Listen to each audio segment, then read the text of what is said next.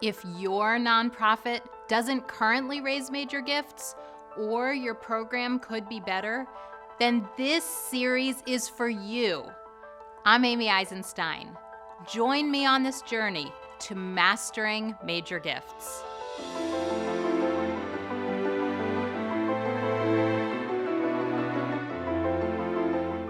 Welcome back to the Major Gifts Challenge. If you're unfamiliar with the challenge, check out the introductory video here.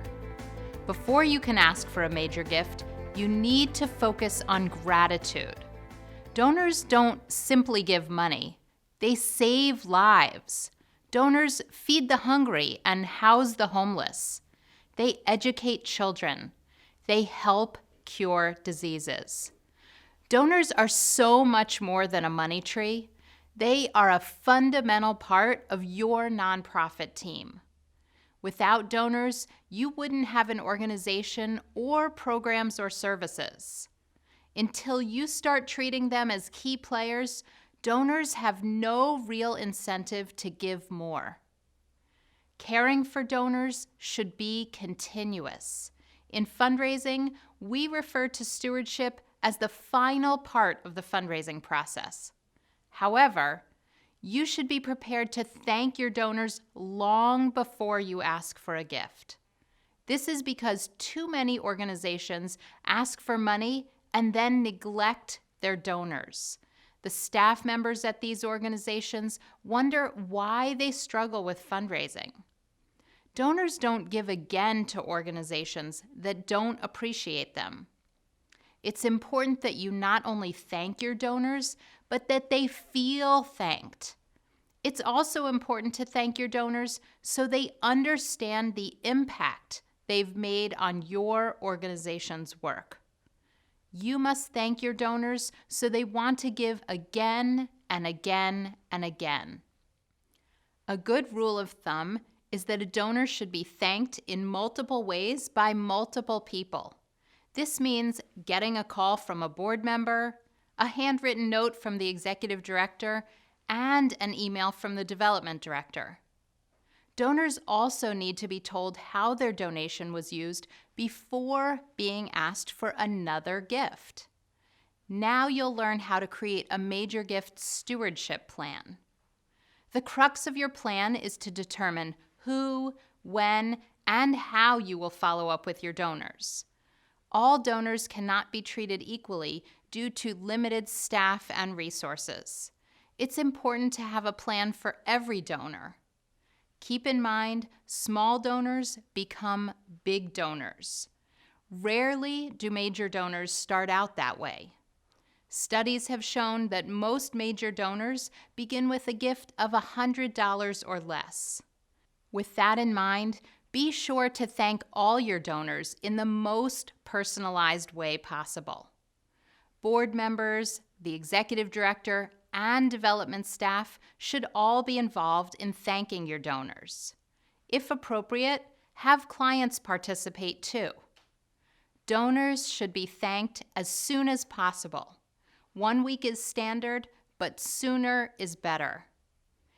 In addition to a tax receipt, donors should get a handwritten card or note. Have board members or other volunteers make thank you calls. Consider listing donors in your newsletter, annual report, or on your website. You may also want to consider a thank you video. It can be as simple as taking a clip with your phone. You can even have clients thank donors in a video. But if you asked in person, you should thank in person too. Follow up with donors a few weeks or months after receiving a gift and let them know how their funds were used. In other words, the impact they had on the mission or cause. Donors should be thanked the way they gave, and you'll do this with well-crafted stewardship materials. Online donors receive an email thank you. Donors who give through the mail receive a thank you letter. Major donors get thanked in person in addition to letters and calls. Your initial thank you letter can provide the basis for all of these types of thank yous. Your thank you letter should be fresh and relevant. It should contain up-to-date information and new success stories. Aim to write a new thank you letter at least annually. The base of the letter can stay the same for most donors, but write several personalized paragraphs that can be swapped in and out for different donors. For example, you should have distinct language for first-time donors, repeat donors, major donors, board members, volunteers, and so on. The goal is for donors to feel like they are receiving personalized letters or emails. Remember, you're not simply thanking people for a wad of cash, but for helping fulfill your mission. Report back. Thanks to them, more children will be vaccinated. Kids are safer in after-school programs instead of going home to an empty house. Let them know what their gift means to the community. If they are helping eliminate an infectious disease, tell them. Report back on how they are creating safer communities. If you will have board members make thank you calls, draft talking points for them. Let them know whether they should leave messages.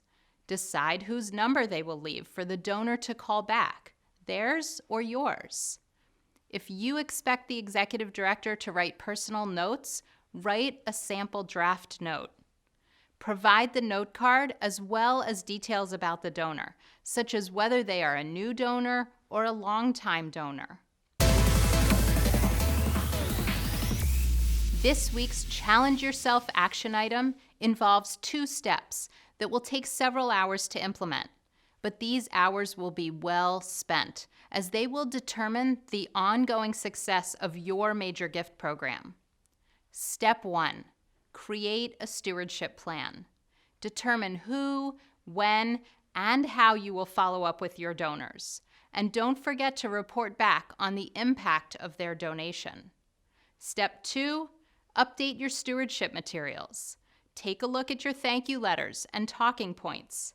Make sure you update these materials so they are highly personal, contain updated stories, and focus on the difference donations make in helping your cause. Once you are ready to steward, you are one step closer to asking for major gifts. Stewardship is a critical piece of raising major gifts.